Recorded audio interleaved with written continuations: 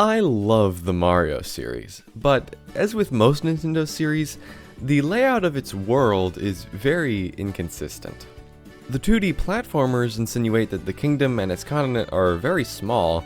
Super Mario Odyssey shows it as being completely mushroom-shaped and insignificant when compared to the sizes of other kingdoms, and the vast majority of games don't show how everything connects anyway. However, as many other people have done, I've been wanting to map out everything for a while, and luckily, the recent release of Mario Kart World gave me a nice landmass to start with. And just to spice things up, I've decided to draw everything onto a planet. By the way, when I say everything, I mean everything. Mainline titles, spin-offs, Yoshi's series, Donkey Kong's series, Wario's series, everything. I'll go from area to area explaining why I put every location where it is.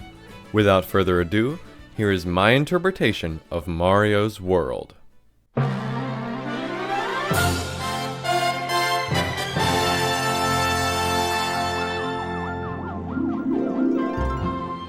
The first thing I'll say up front is that basically nothing is to scale. The globe is mainly just a nice way to present everything to you all in a video format. Anyways, let's get started where most of the games get started, the Mushroom Kingdom. As I mentioned before, the main shape of the kingdom on this map is based on Mario Kart World.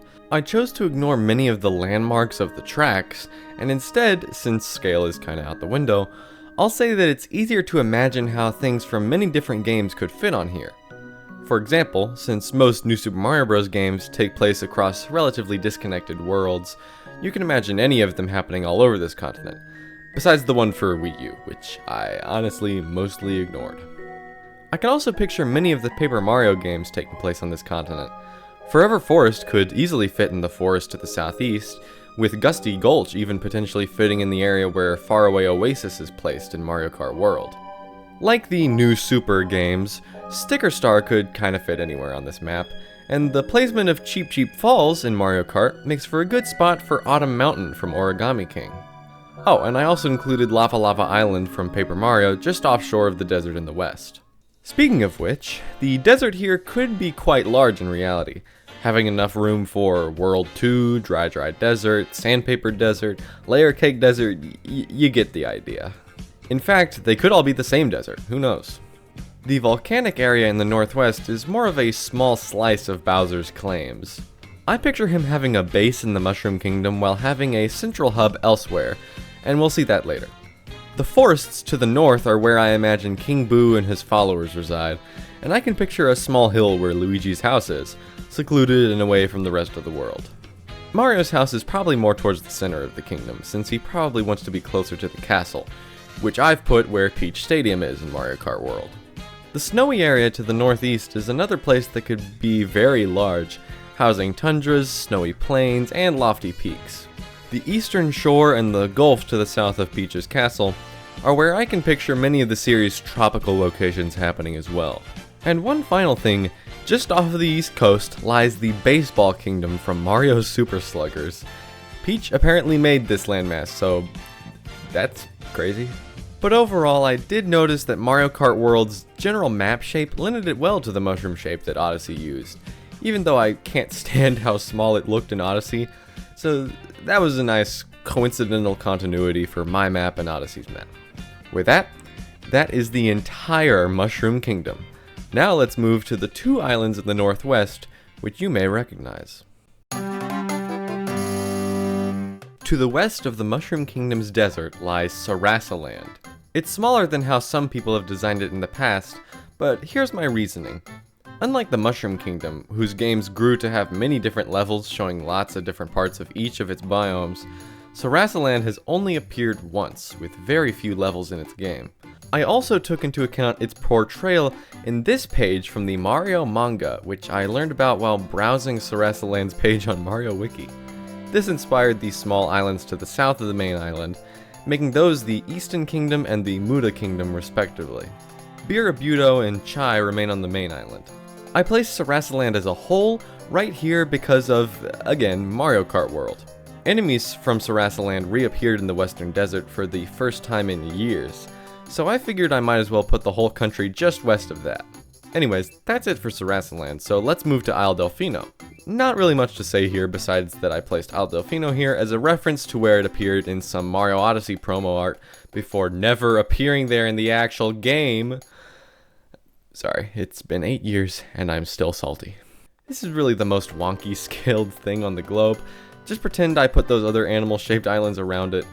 I just wanted to make sure it was unmistakable from far away. That's all for Isle Delfino. Let's move south of the Mushroom Kingdom. These areas down here were a tricky fit. The Flower Kingdom from Super Mario Bros. Wonder has a view of the shore of the Mushroom Kingdom in Pipe Rock Plateau, meaning that that portion of the kingdom has to be relatively close to the Mushroom Kingdom. After realizing that I don't have to assume that every world map is viewed looking north, I ended up rotating the Flower Kingdom almost upside down so that the Pipe Rock Plateau is the closest part of the kingdom to the Mushroom Kingdom's grassy plains. It's not perfect, but it does the job. Similarly, Mario & Luigi's Superstar Saga establishes that the Bean Kingdom has a physical border with the Mushroom Kingdom in Stardust Fields. That meant that I had to directly connect both kingdoms by land, at least in my head.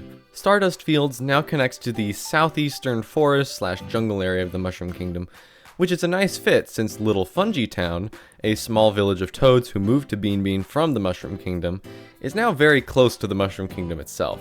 And finally, the first of the extremely silly locations I had to include, the Kingdom of Bask from Mario Tennis Aces is southeast of Guarhar Lagoon. I don't have anything to say about this. We're moving on. Now, we're just gonna quickly cover the kingdoms from Super Mario Odyssey. I've basically recreated the exact continents from that game for this globe, except much smaller. I said earlier that the scale doesn't really matter, but I do think they genuinely would be smaller if a game were ever to use my globe as a basis.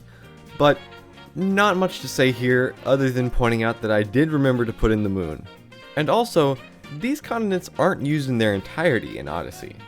After noticing this, I decided that I'd take advantage of this fact and reuse some parts of these continents for other locations from the different game series that I had to include. But we'll get back to that, cause now we're on to talking about the Donkey Kong games, and this is where things get pretty complicated.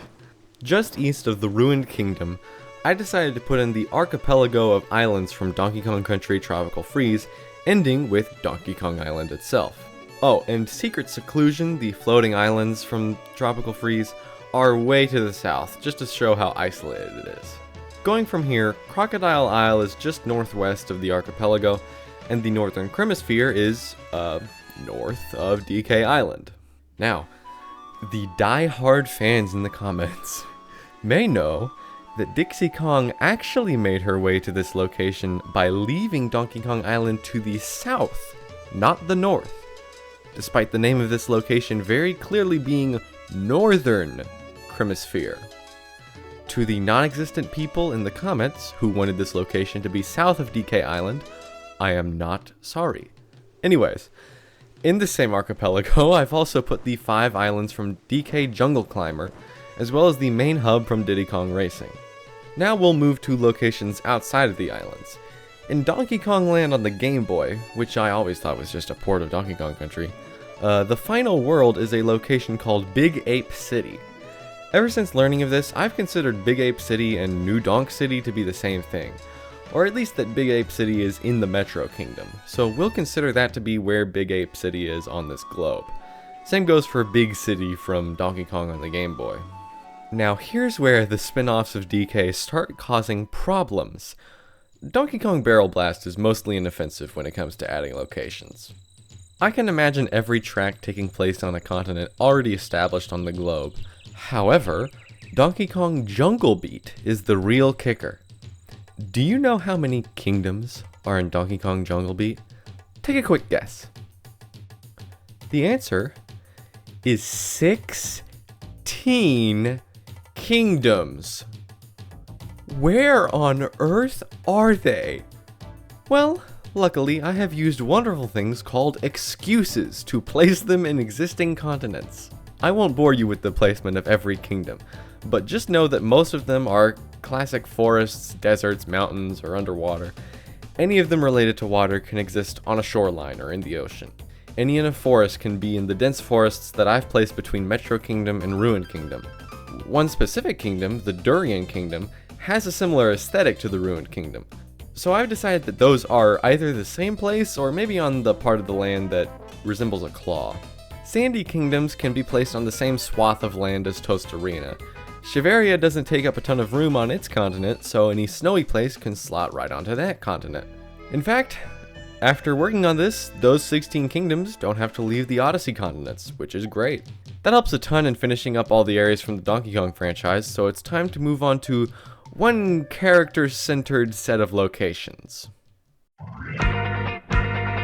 Since it's never visited in Mario Odyssey, I've decided to give the entire southern continent in this area of the planet to Wario.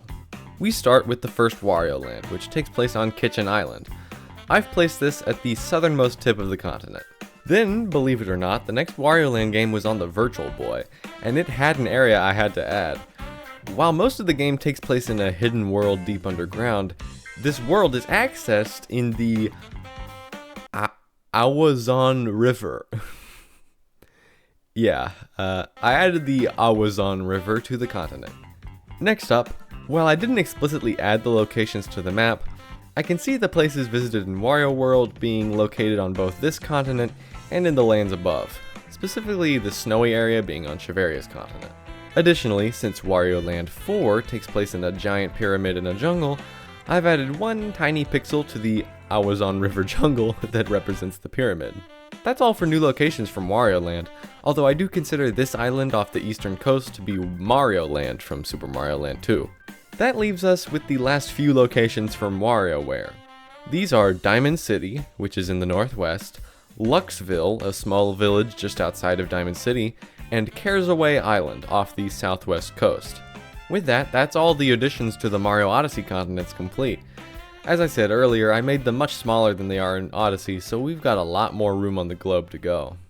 Further east, we enter a group of islands/continents that are from the Mario RPGs. First is Prism Island, which I've put just southeast of the DK Archipelago. This is from Paper Mario Color Splash, and I haven't changed it at all from that game. Similarly, we were never told where in the world that Rogueport from Thousand Year Door was located, so I put it on a landmass to the north of Prism Island. It connects to the northern Chromosphere on the west, although far outposts and the mountains it lies in separate it from the Kremling's territory directly. I also put Pillow Island from Mario & Luigi Dream Team out in the ocean, isolated on its own, a little further east than Prism Island.